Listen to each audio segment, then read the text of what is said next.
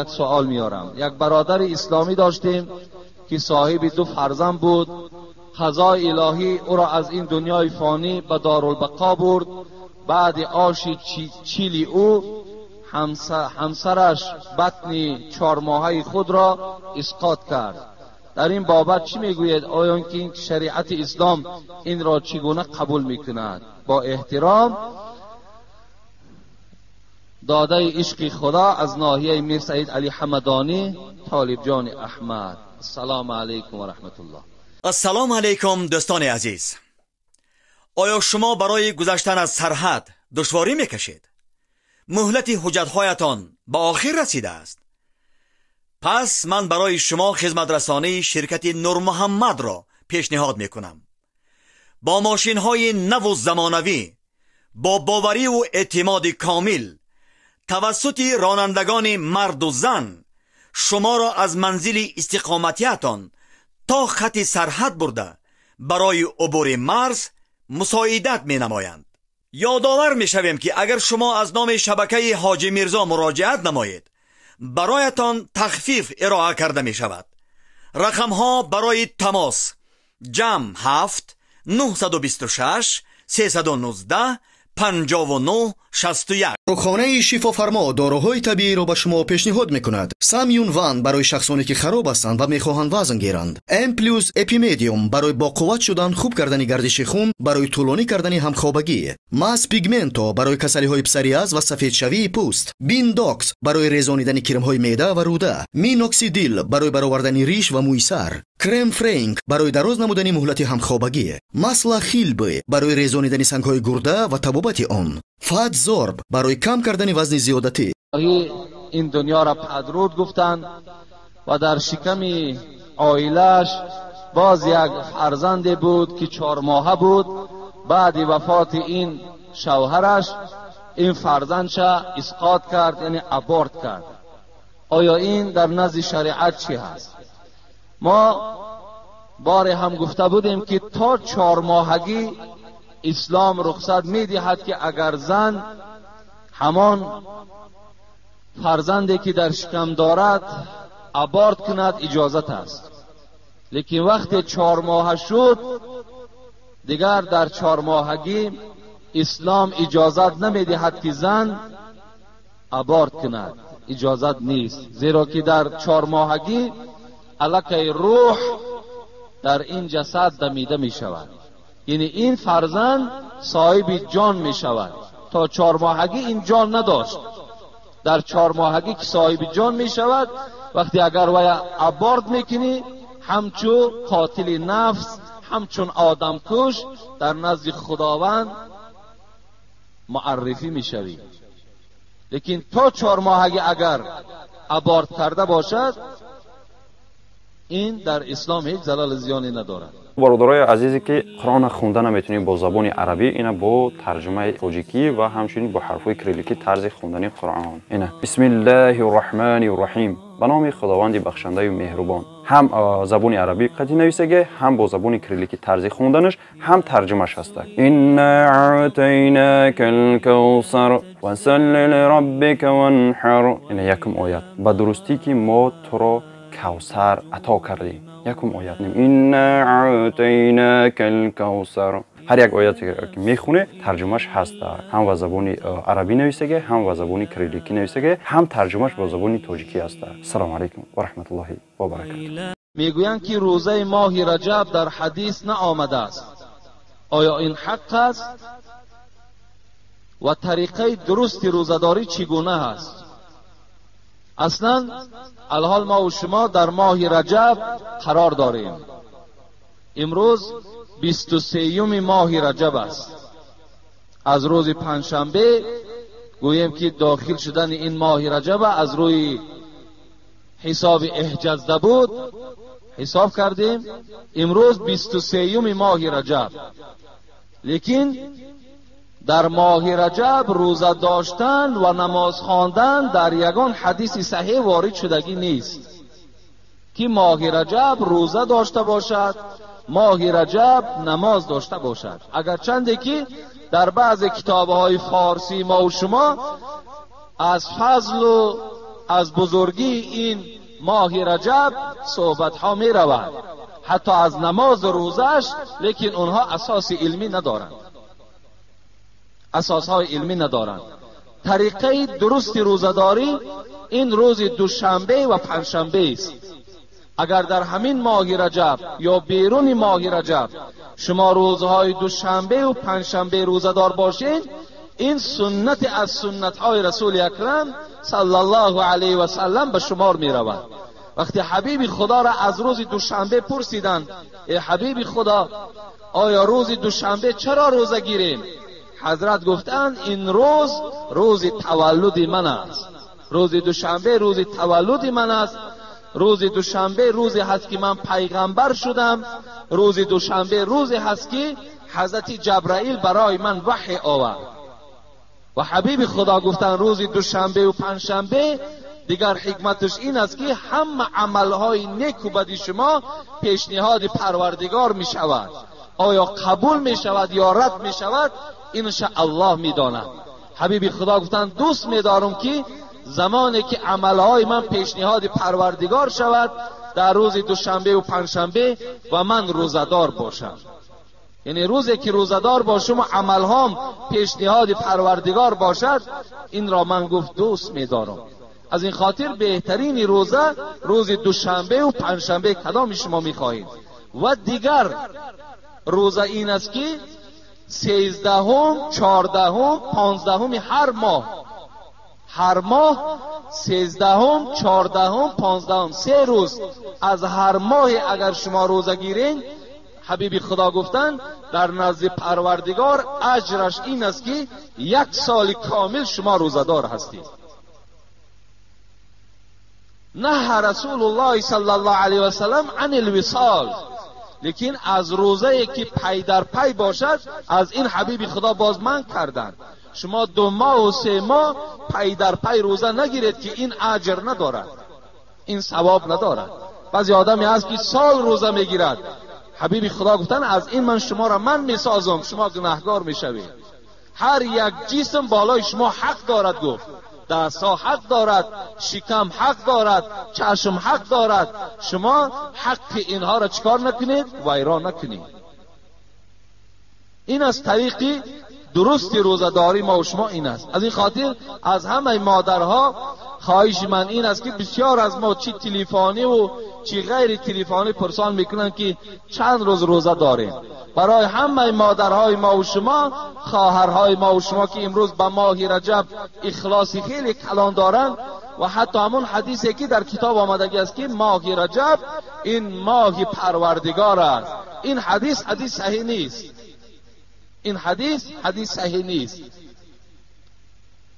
و مادرهای ما میتوانند که از روزه رجب دیده بهترین عمل این است که شوهرهاشون خرسند کنند، شوهرهاشون احترام کنند، فرزندهاشون تربیه کنند، عفت و حیا را در وجود خودشان را دهند. این از 1000 ماه رجب روزه داشتنش بهتر است. امروز میبینی سری خواهر ما و شما لوچ است، روزدار است، در زبانش تمام کلمات بی حیایی وجود دارد، لیکن از ماه رجب روزه دارد. اینا هیچ معنا و فایده ندارد. برای همین از همه مادرهایی که روزه ماه رجب می‌دارند توصیه ما این است که شما در این ماه رجب خدمت شوهرهاتان کنین، بیرون از رجب هم در خدمت شوهر قائم باشین. انشاءالله شما در نزد پروردگارتان اجر خیلی بلند بگیرید. بزرگی این ماه رجب این است که در این ماه معراج رسول اکرم صلی الله علیه و سلم بود. 27م این ماه با اکثر روایت گویم روز سه‌شنبه روز معراج پیغمبر خداست. بزرگی این ماه را انا همین شرفش همین است که حبیب خدا در این ماه نزد پروردگارش با درخواست پروردگار نزد الله رفتگی هست که این است سوره اسراء سبحان الذي اسرى بعبده لیلا من المسجد الحرام الى المسجد الاقصی. پروردگار این شب معراج، این عروج رسول اکرم به نزد خودش به نص قرآنی و آیتهای قرآنی برای ما و شما خبر داد. اگر کسی که این معراج پیغمبر قبول ندارد یا میگوید که وی در خوابش رفتگی است به جسم نرفته است، وی کافر می شود. زیرا این نص قرآنی است که محمد صلی الله علیه و سلم نزد پروردگار رفتگی هست. که قرآن هم این حکایت میکند که میگن در روایت ها که شاید در خانه هانی بود از یکی زنهایش. بعضی روایت ها این است که بین حتیم، همون بین یک سنگی که در کعبه هست و بین خانه کعبه همونجا یک کاواکی هست، یک کشادی هست. همونجا رسول اکرم صلی الله علیه و سلم با پهلو بودن، خواب بود. سبحان الذی اسرا بعبده لیلا من المسجد الحرام. کلمه لیل استفاده می شود که لیل این شب را میگوین عربه ها. شب حضرت میگد خواب بودن که اناگاه کسی پایش می مالید. چگونه ای که یک فرزند پای پدر می مالد، پایش می مالید. نگاه میکند که جبرائیل امین در پهلوش نشسته است. جبرائیل پای رسول اکرم صلی الله علیه و سلم مالیش میداد و می مالید. حضرت از جاش گفتند السلام یقریئک السلام، ای محمد از جات خیز که الله به تو سلام فرستاد و تو را با یک تشریف رسمی و سوی آسمان دعوت دارد. الحال ما و تو یک جایه باید سیری بر آسمان کنیم. حبیب خدا میگوید از جاش خیستند. براقی که از اسب پستر و از خچیر بالاتر بود میگوید پیغمبر و رنگی سفید داشت که با یک چشم نگاه کردن سرعت حرکتش اینقدر تیز بود که حتی چشم رسیدگی ده این براق میرسید. بالای این براق مرا سوار کردند و این جلوی براق می داشتگی جبرائیل امین بود که میگوید مرا حرکت دادن به مسجد اقصی آوردن که این در فلسطین است. وقتی اینجا رسیدم یک توده پیغمبرهای زیاد از دوره های حضرت آدم تا حضرت عیسی در این مسجد اقصی روحشان وجود داشت. وقتی ما داخل مسجد شدیم و خیال گذرانیدم که نماز کی میخوانده باشد.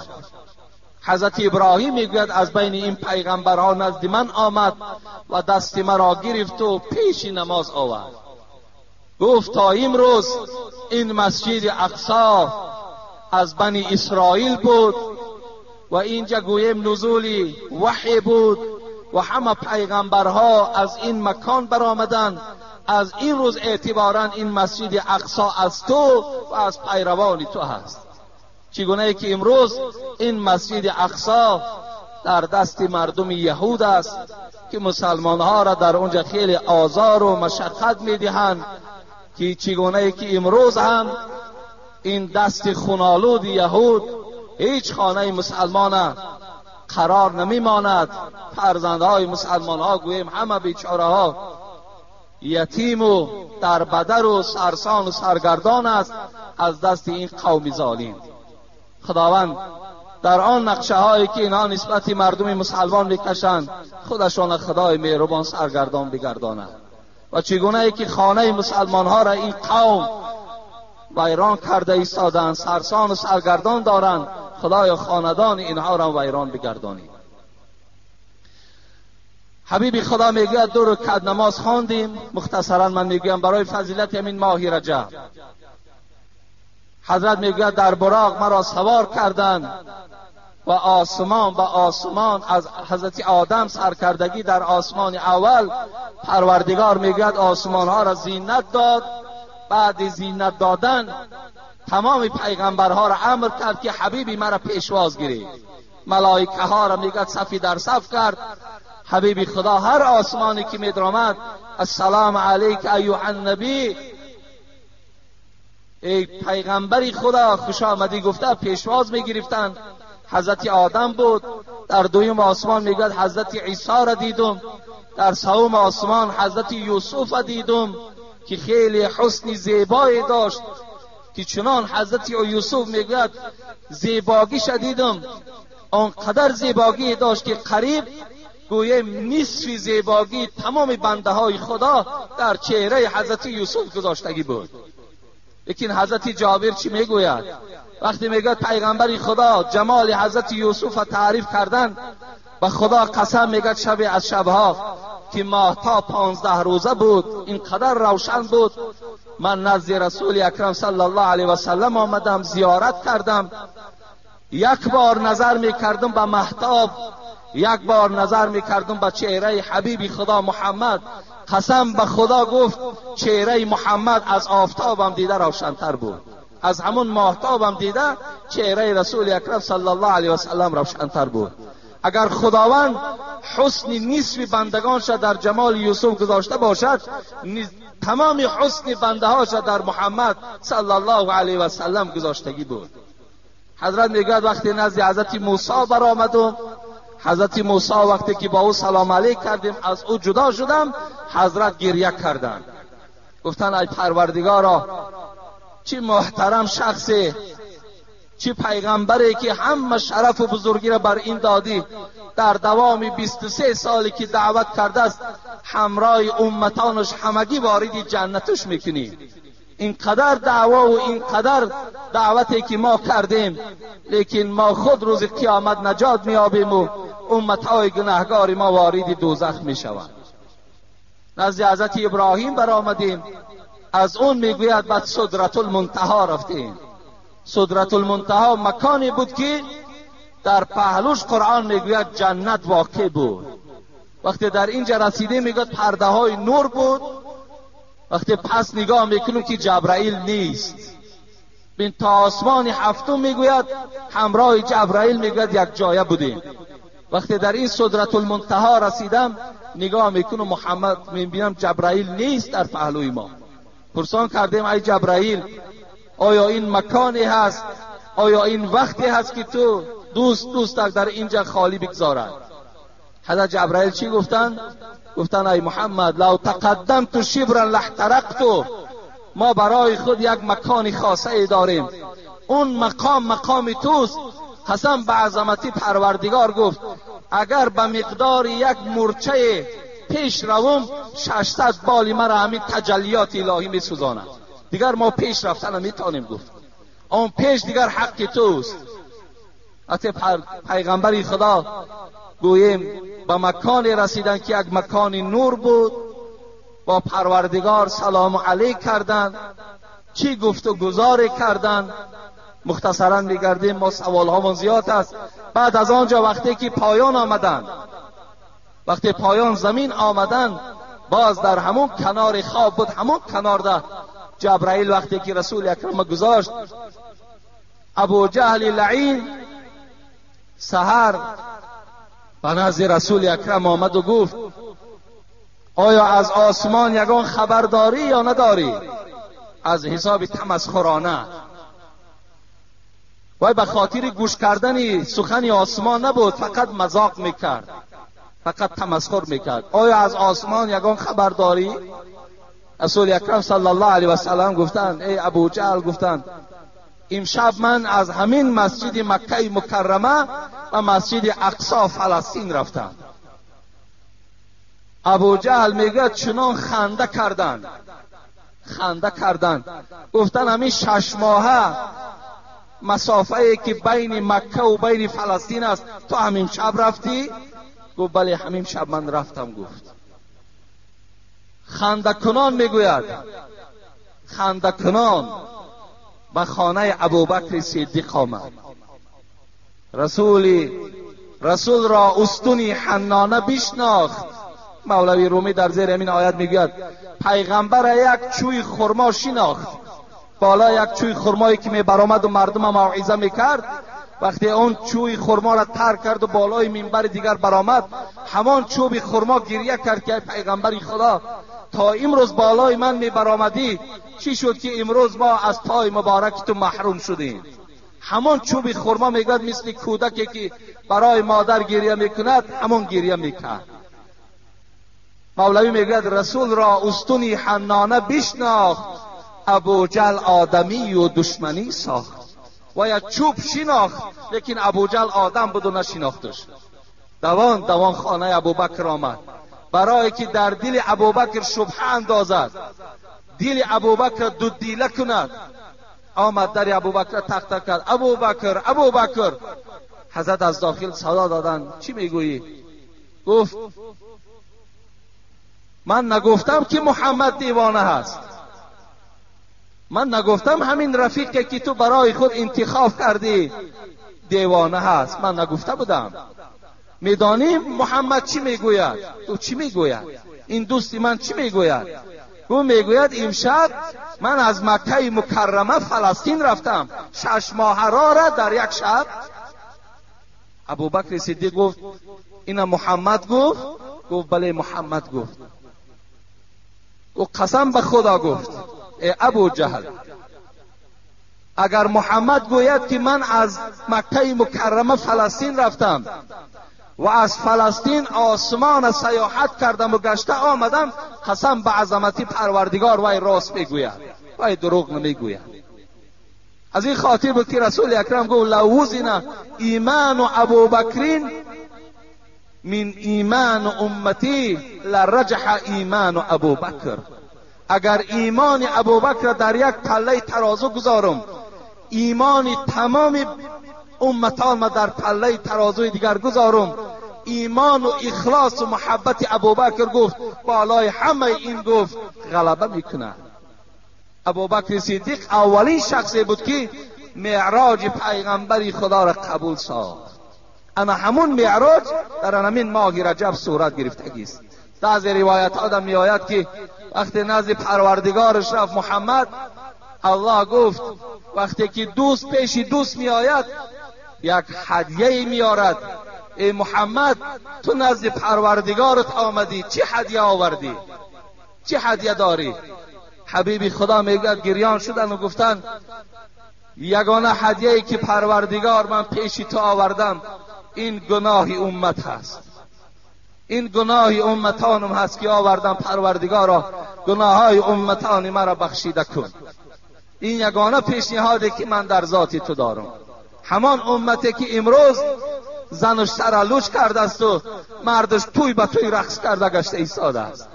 انا همین امت پیغمبری خدا میگوید وقتی الله از من پرسان کرد که چه هدیه آوردی، گفتم گناه امت آوردم. خدای همین را با فضل خودت مغفرت کن. این بزرگی از ماه رجب انا همین است که معراج در همین شب صورت گرفتگی است، در شب 27 همین ماه. السلام علیکم آقای حاجی میرزا، ما از شما التماس میکنیم که با این سوال ما روشنی اندازید. در نماز تهجد سجده سهو کرده می شود یا نه؟ نماز تهجد نزد مذهب امام ابو حنیفه یکی از نمازهای نافله به شمار می رود، یعنی به خواندنش ثواب و به نخواندنش گناهگار نمی شوید. برای همین سجده سهو در نماز نافله اگر کنین درست می شود، اگر نکنینم گناهگار نمی شوید.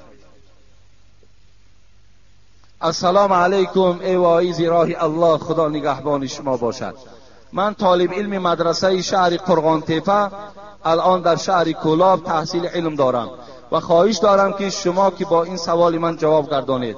من در آینده نیت دارم که 40 روز در خانه نشسته با عبادت مشغول شوم. صحیح بودن این را به من فهمانید که برای کیها روا است و برای کی نی. برای آن که چی کاری هست سنکید، چی طالب علم یا کسی دیگر من دیدم که می نشینند 40 روز، یعنی چیله میگویند در ما و شما.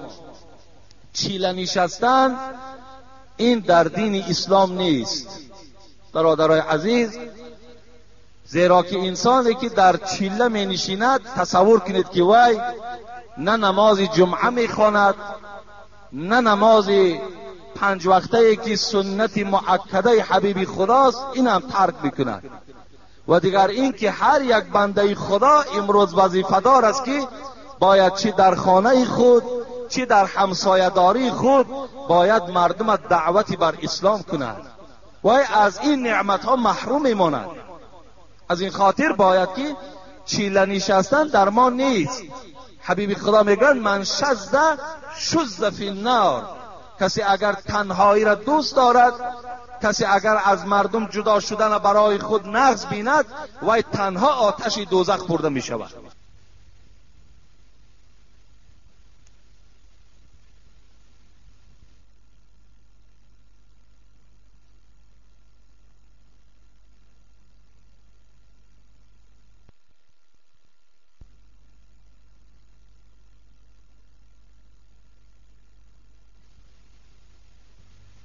کسی اگر تنهایی را دوست دارد، کسی اگر از مردم جدا شدن برای خود نغز بیند، وی تنها آتش دوزخ برده می شود.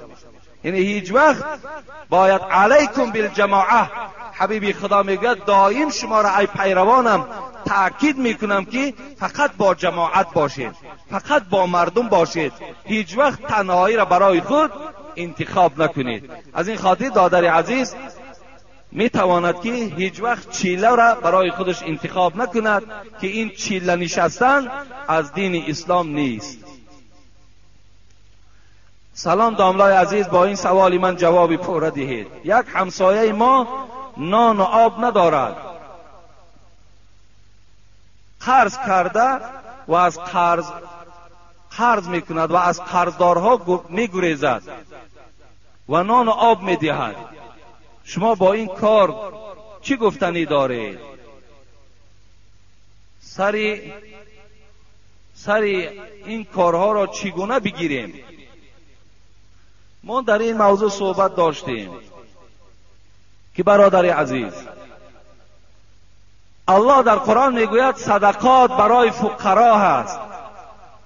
یعنی صدقات باید ماها کیها را دهیم؟ آدمای فقیر را دهیم. امروز عکس شده است، آدم فقیر آدمهای بای نان و آب میدهند، تا جایی که بایها خیر احسان نسبت کمبغل ها داشته باشند. امروز کمبغلی که صاحب یک سوم یا نیم سوم می شود در حال دیگر راست میکند، آب و نان تشکیل میکند و مردم سیر و گرسنه را نان میدهد. شما الکی گوییم که آن چیزی که سپارش پروردگار است انجام دادن ایستاده ایم، یعنی انجام نداده ایم، زیرا شما خود مستحقین. یعنی شما باید که خود صدقه خور باشین، شما باید صدقه دهنده نباشین.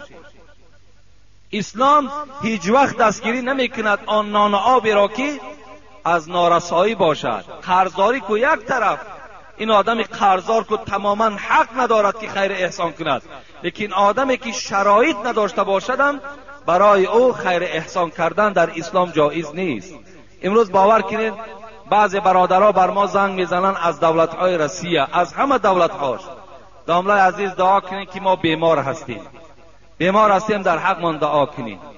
این بیمارها بیچاره به یک حالت خیلی مشکلات 4 سوم صاحب میشوند، همین خانه در رسیدن برابر که الله که خیر احسان سر میشود.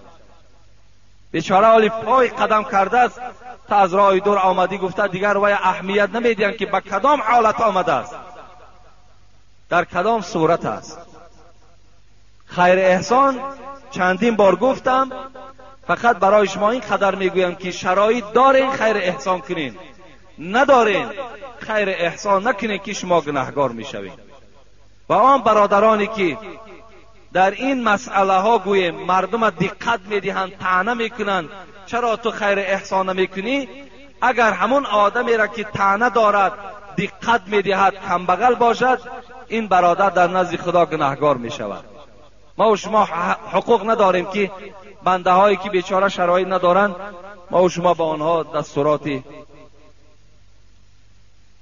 خیر احسان دهیم. السلام علیکم حضرت حاجی میرزا، سوالی دارم، خواهش میکنم جواب گویید. مسئله اسراف کمی روشنی می انداختید. کسانی که اسراف کردند اسرافکارند، چگونه گناه است؟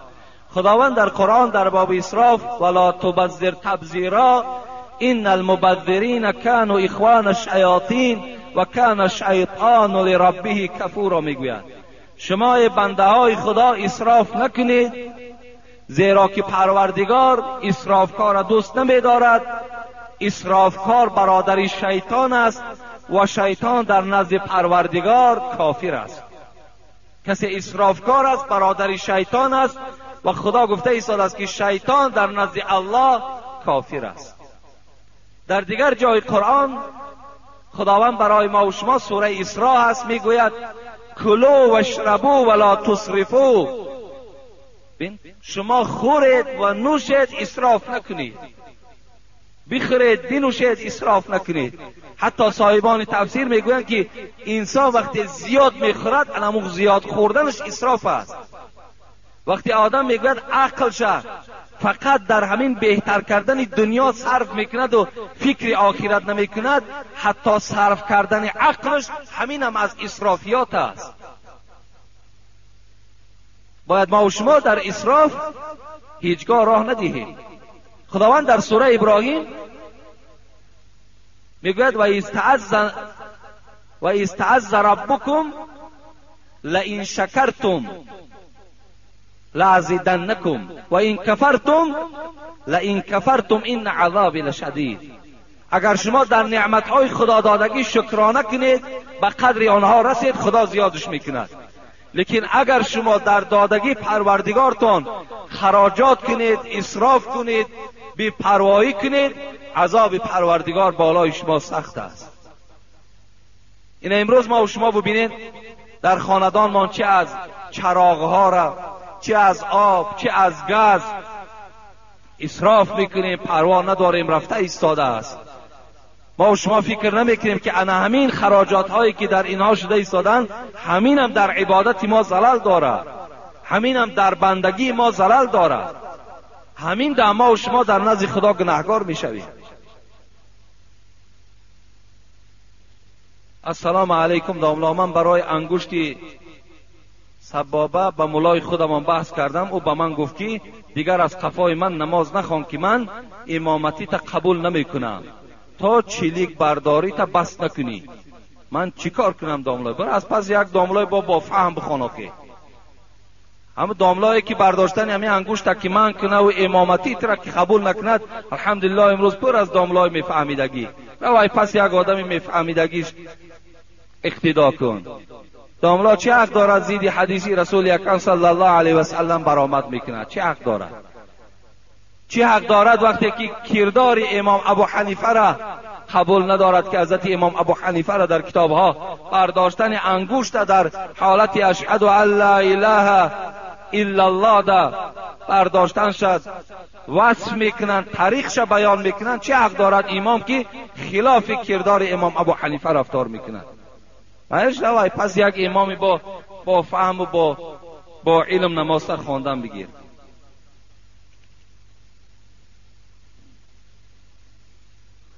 السلام علیکم داملا حاجی میرزا. من مخلص شما هستم و در نمازهای جمعه اشتراک میکنم. یک سوال به شما دارم. همین مسئله انگشت برداشتن ده کدام بردارین کدام نمی بردارین، حق ندارین که پهلواتان ملامت کنین. حق ندارین. حق نداشتن تان به این خاطر است که شما حدیث های رسول اکرم اعتراف نمی کنین. در این باب تا 35-36 حدیث صحیح در باب برداشتن همین انگشت است. مامای من از 2.5 سالگی نابینا شده است، نماز نمی خواند و پای به طهارت هم نمی رود. او هرچند کوشش میکند که نماز خواند لیکن خوانده نمی تواند. شما چی گفتنی هستی؟ البته باید که نماز این عذر ندارد، باید که حرکت کند، یعنی از دهان همو فرزندهاش آموختن سوره ها را آموزد. اگر این قادر نشد بعدا به همون اشاره های طریق نماز خواندنش عملهاش انجام دادن بگیرد، انشاءالله همون هم در نزد خدا نماز به حساب می رود.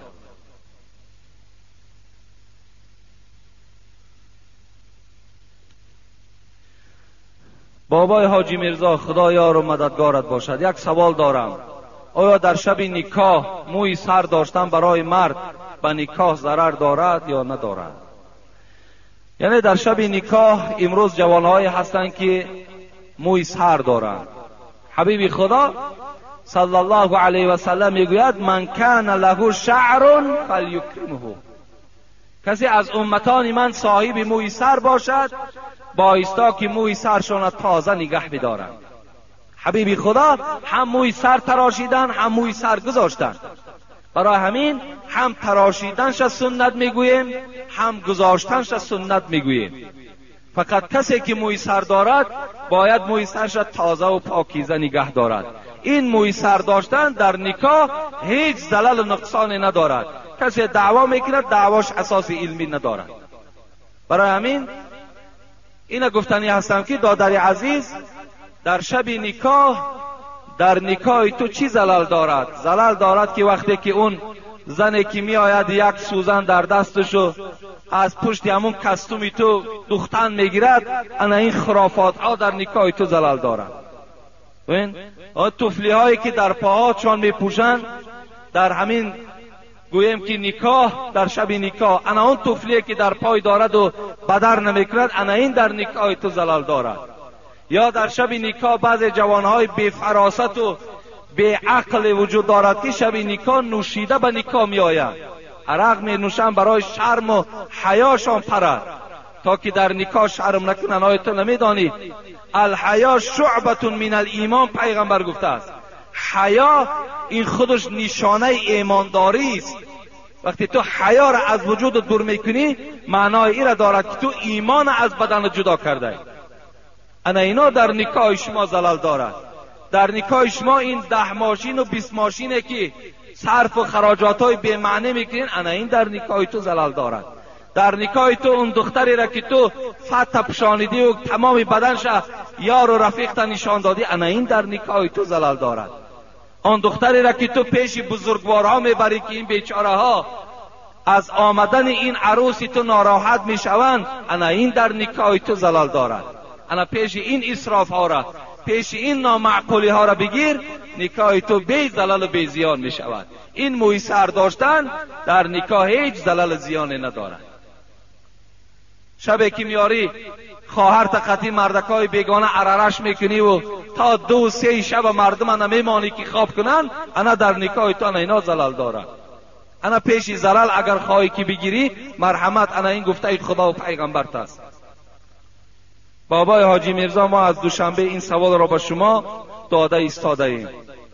آیا نسبت قبر را آرا و تارا زیب و زینت دادن از نگاه اسلام چگونه است؟ ما دیروز زمین بین عصر شاه در همین بین قوم خودمان فهمانده دادیم.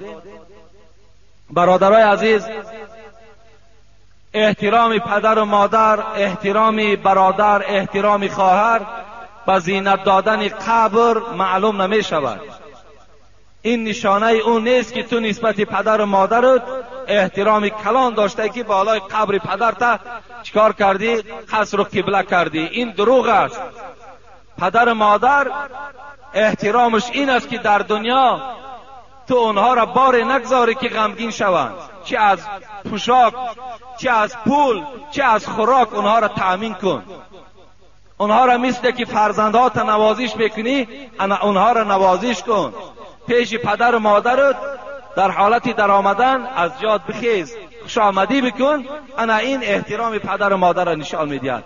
قبر پدر و مادر تا اگر از طلا کنی، پدر و مادر از تو راضی نباشد، این هیچ معنای فرزندی و گویم احترام فرزندی تو را نشان نمیدهد. در اسلام آرا و تارا دادن قبر حرام است. حبیب خدا میگوید حتی شما بالای قبرهاتون گچکاری نکنید. در حدیث ها میگه در بالای قبر ننشینید، بالای قبرتون در چیزی ننویسانید. اینها را اسلام ما و شما حرام میداند. حتی در اسلام فقط رخصت همین است که یک سنگ عادی برده بالای قبر میگذاریم تا که فرزندها ما خبر دهیم که همین قبر پدرت است یا مادرت است یا برادرت است. یک نشانه. حتی همون رشادکه هایی که در اطراف قبر میمانیم اینا اسرافن، حرام است. ما و شما گناهگار میشویم. کجا جایی که این قصرهایی که در بالای قبرها میسازیم؟ حتی بینین همین مختصری که ما و شما امروز تاجیکستان میخوانش، کتاب مختصر قریب 70-80 تا شرح دارد. در همین کتاب جنازه چی میگوید؟ میگوید که و کوریه الاجر والخشب، اگر در لحد شما غشت پخته گذارین یا در لحد اگر چوب گذارین، این حالت در این عمل شما مکروه است، شما در نزد خدا گناهگار میشوید. به چه خاطر؟ به خاطر که برای غشت پخته و این چوبی که در لحد میگذارید آدمای زنده احتیاج دارند. باید در لحد غشت خام باشد یا چیمی که میگویم همون سبزگاری هایی که ما و شما کنده و در قبر میچینیم، انا همون زیبی قبر دارد. فتوای خلاصه را تماشا کنین، میگوید که قبر دویم باره کندن در اسلام اجازت نیست. اینا بعضی آدما قبرهاشون از اونجا میکنن اینجا میارن، اینا اسلام رخصت نمیدهد. لیکن اگر همون گورکاوها ساعتشه یا بیل یا کرته یا چیز از ظرف دنیا را در داخل قبر فراموش کرده باشد، اینجا اسلام رخصت میدهد که دویم باره قبر کنین و همون چیزی که زنده ها احتیاج دارن بیرون قبر کنین.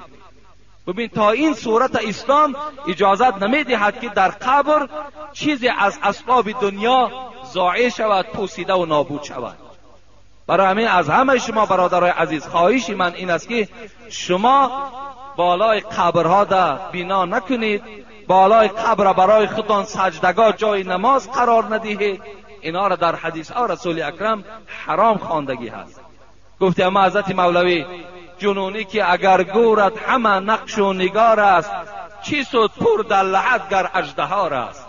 این چی فایده دارد بالای قبر تا اگر از تمام میگوییم که بهترین مال دنیا آرا و تارا دهند، لیکن داخل قبر اژدهار داشته باشد، داخل قبر راحت نداشته باشد، این چی معنی دارد؟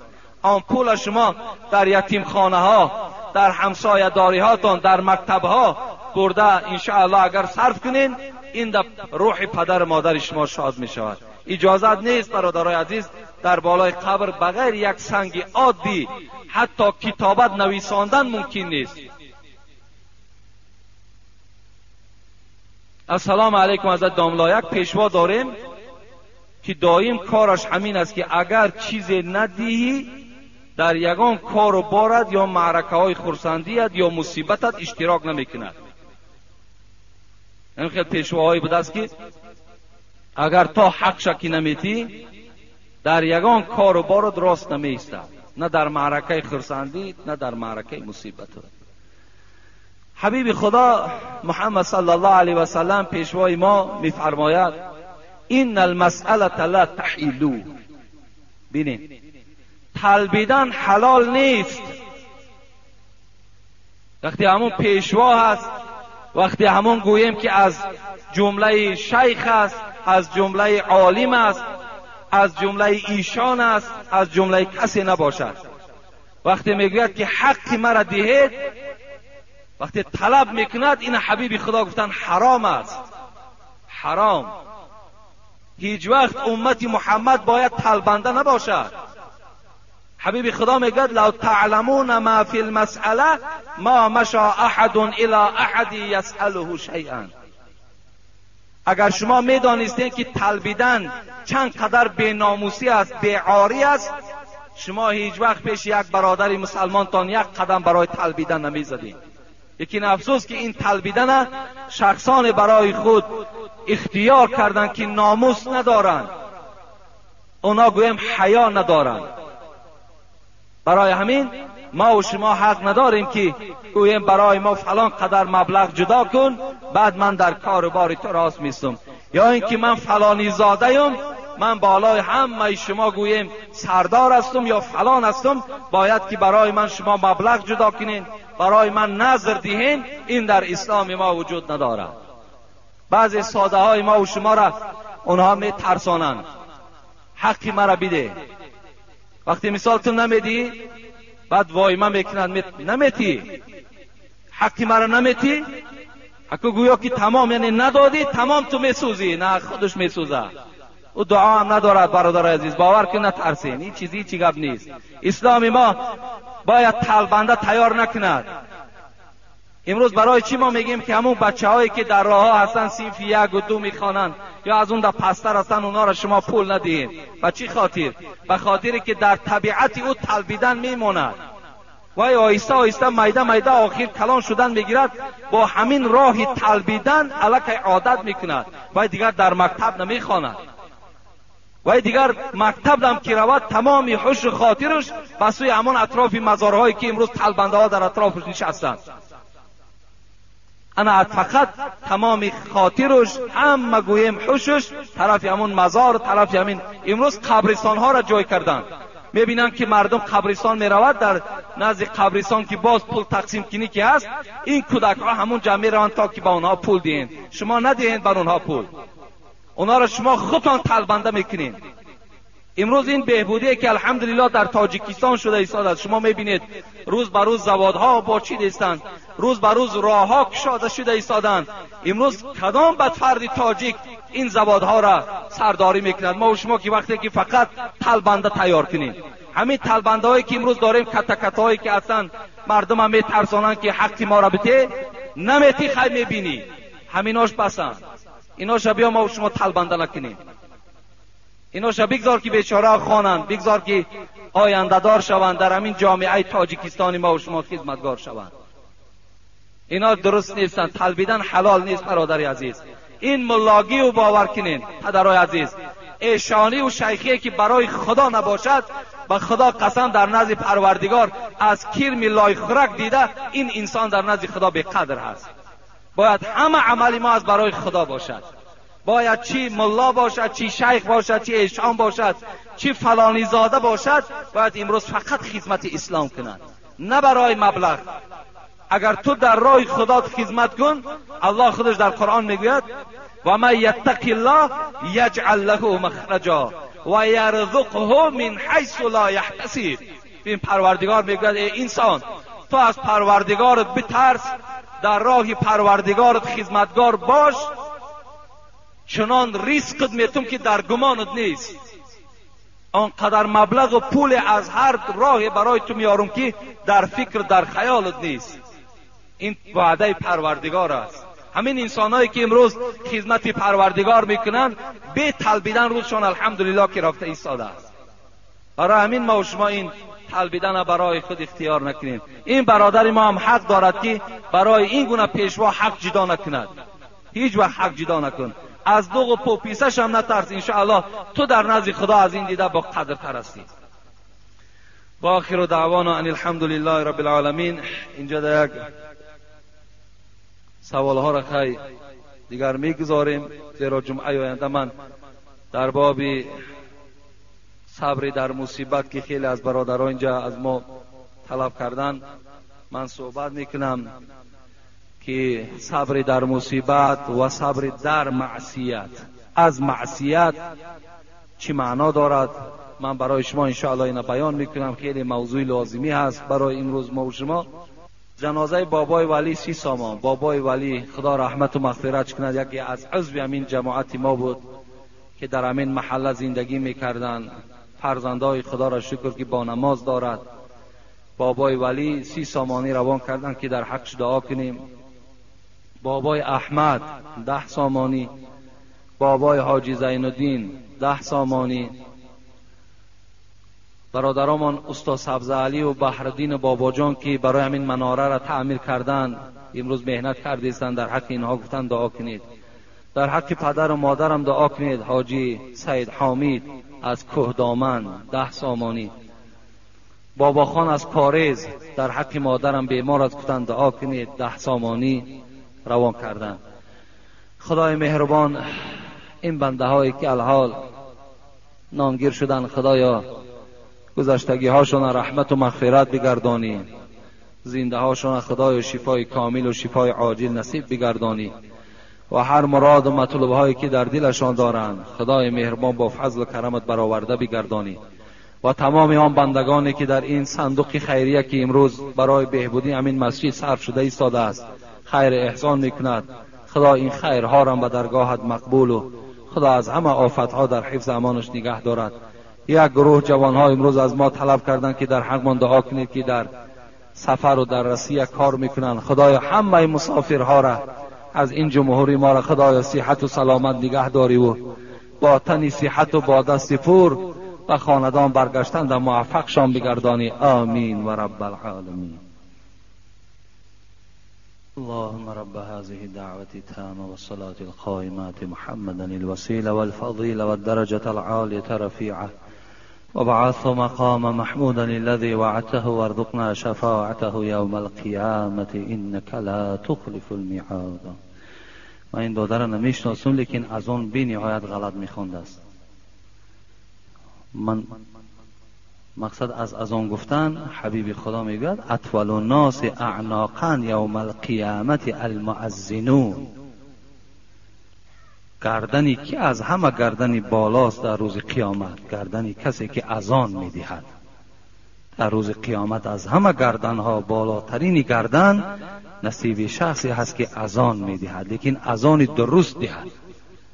در کجایی که اگر مؤذن ها باشد باید که شما اذان هاشون همون پیشواهایی که دارین اذان هاشون گذرانند. این بچه از این مسجد ما نیست، من نشناختم اذان گفتن، لیکن اذان بی نهایت اذان غلط است.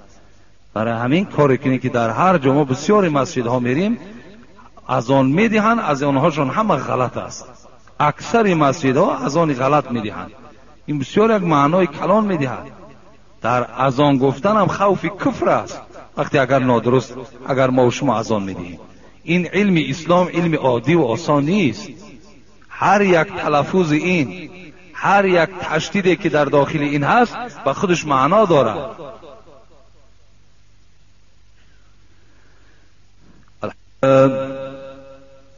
الحمد لله الذي قدرنا في سابق علمه بالإحسان ونور قلوب العارفين بنور المعرفة والإيمان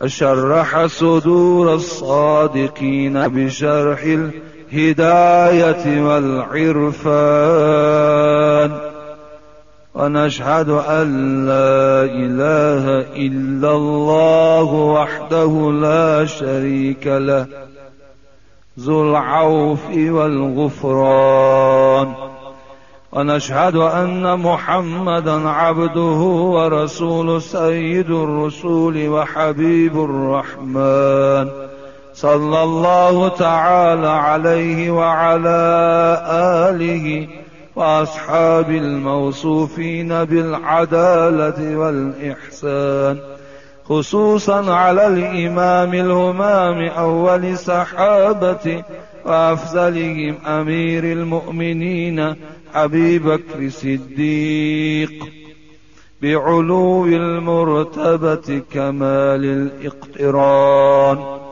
وعلى الإمام عمر الفاروق فرق بين الحق والبطلان وعلى الإمام الهمام عثمان ذي النورين جامع القرآن وعلى الإمام الهمام علي الرزي الوفي بتوافر الفضل والأمنان وعلى الإمامين الهمامين الفاضلين الكاملين يا أيها الناس قد جاء في الخبر أحفظوا ألسنتكم أعوذ بالله من الشيطان الرجيم